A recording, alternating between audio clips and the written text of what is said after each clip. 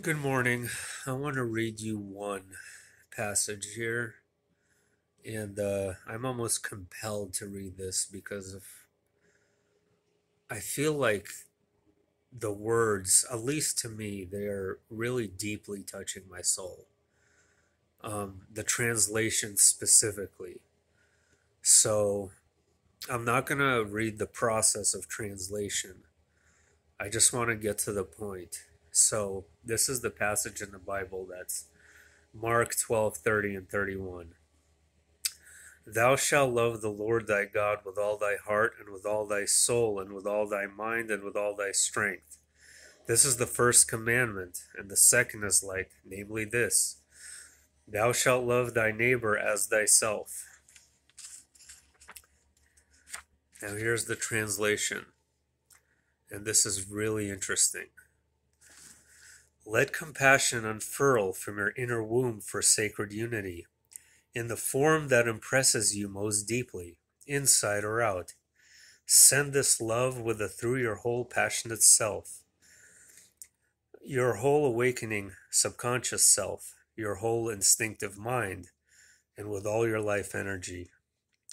Give birth to love for the one next door, as you do for your own soul self, and the part of it that feels like a neighbor.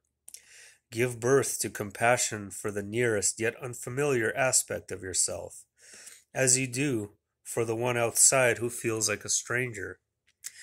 Give birth to the deepest warmth for the neighbor, inside and out, as you do for your own subconscious community, inside and out. Now, this is basically the way I see this is how you internalize, or it's really related to your thoughts, right? So it's talking about the subconscious. It's talking about your subconscious. No, I already just said that. But the way you want to perceive your inner self in the best light, basically, in the best form, that's how you want to outwardly express that best form. That's how I translate this. So if you see basically the inner light inside yourself, inside your mind, inside your heart, and that inner expression becomes the outer expression of loving your neighbor. It's really interesting. There's multiple ways of interpreting this. Especially interesting the part that talks about the inner womb. Let compassion unfurl from your inner womb.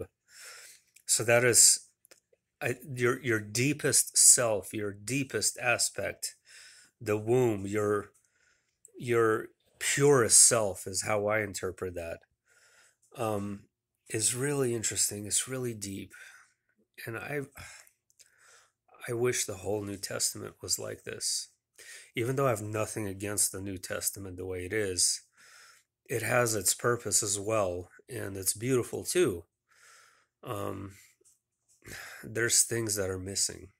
At least if it was this translation, or at least partially this translation, I think we would have had a different history. Like, it would have changed the world. It would have literally changed the world. That's how manipulation and control works, though. There are people who don't want to change the world. They want to keep everyone enslaved.